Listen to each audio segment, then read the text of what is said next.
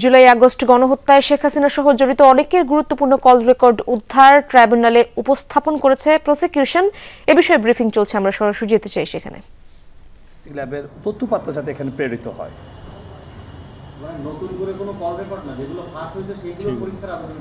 জি, সেগুলো আছে এবং আমাদের আলামত এবং জব্দকৃত যে সকল মুঠোফোন আছে সেখানে বেশ কিছু নির্দেশনা আমরা পেয়েছি। সেই নির্দেশিত ভয়েসের সত্যতা যাচাইয়ের জন্য, অকাট্য দালিলিক প্রমাণের জন্য আমরা আসলে ফরেনসিক করতে চেয়েছি।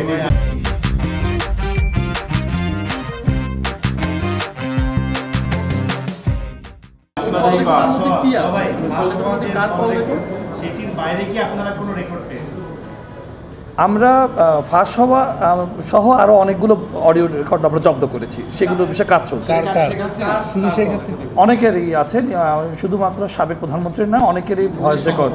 জি, বেশ কিছু সমর্থিত এবং অসমর্থিত বিভিন্ন রকমের অনলাইন থেকে শুরু করে এবং অপ্রকাশিত যারা ভবিষ্যতে রাজনৈতিক কাজে হয়তো বা তারা ব্যবহার করতে পারে এমন কিছু সোর্স থেকে আমরা এই ভয়েস রেকর্ডগুলো আসলে তার কিনা এবং জিও লোকেশনটা কি সেটা আরও যথাযথ তদন্তের জন্য আমরা এই কাজটি করছি।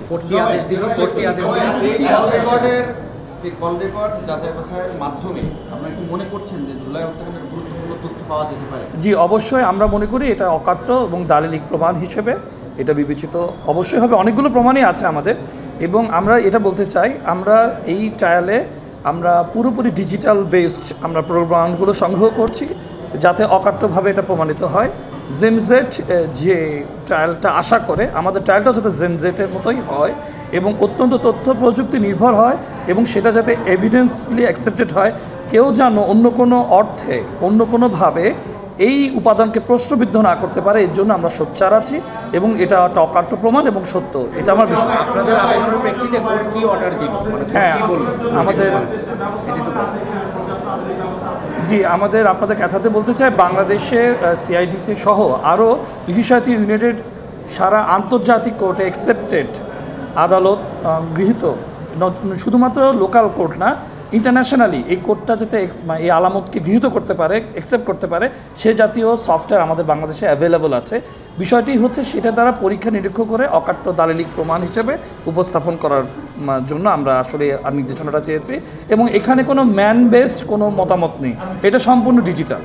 কোর্ট কি নির্দেশনা দিল এবং আপনারা কি একটা প্রশ্ন বারবার করতেছেন? আচ্ছা, ভাই আপনি আরেকটা বিষয় বলেছেন যে গ্রুপ এবং ডিজিটালের বিষয়ে আপনারা জব্দ করেছেন। আরেকটা বিষয় হচ্ছে যে আপনাদেরকে রাষ্ট্রীয় কিছু সমস্যা নীতি করে এটা অসহজে এটা করেছে এবং ডিলে করার চেষ্টা করছে।